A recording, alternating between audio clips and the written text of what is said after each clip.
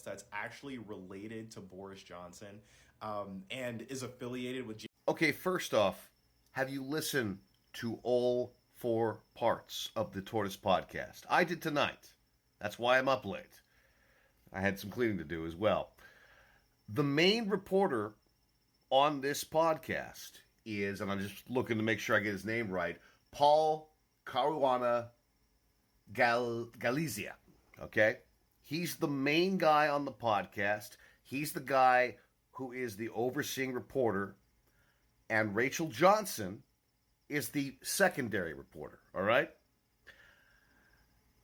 I've listened to all 4 parts.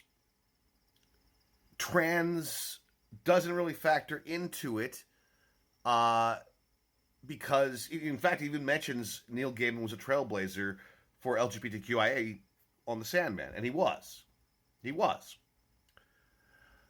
The idea that this is somehow a fucking vendetta when you have not listened to the full podcast, when you really don't know the degree of sensitivity that the Tortoise team did here, the great deal of rigor, WhatsApp messages, dates, details. It is a damning case against Neil Gaiman, and it is clear from listening to these 2 women that they did not consent to a lot of this sex.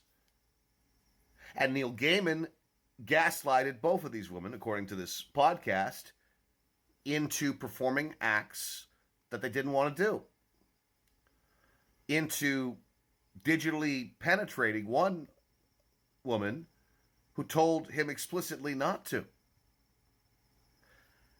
So that takes care of the consent thing, and it's all reported fair and factually. Now, I wish they got somebody else other than Rachel Johnson as the co-journalist, but she is the co-journalist, and the podcast is a legitimate, bona fide work of audio journalism. If you read on the Tortoise website the little summary, I don't think that really captures all the details. I think you need to hear it. You need to hear these women. I mean, that's what we're supposed to do. Listen to women, right? Right? And even if you take away the involvement of Rachel Johnson or the conspiracy theory, the ridiculous idea that this is somehow an inside job or a vendetta against Gaiman on behalf of trans people. I mean, which is completely fucking absurd. There's the power dynamic to consider. Neil Gaiman is a rich, famous, and wildly successful writer. He is older. They are younger. Within hours of the nanny, boom, he's instantly naked.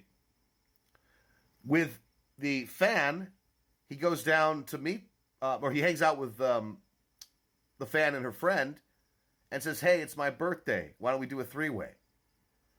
Blunt propositions, emotional manipulation, and all buttressed by Neil Gaiman's magnetic charm. I've seen the guy. He is a fucking rock star in person. All right? All right? He is. And that is why these women stayed in these relationships. As this podcast points out, it is adamantly fair-minded and sensitive. So before you shoot your mouth off like this and create yet another conspiracy theory on some unpredicated thing when you haven't even listened to the fucking podcast, get the fucking facts right before you report. I mean, we report here on TikTok because the media is gone.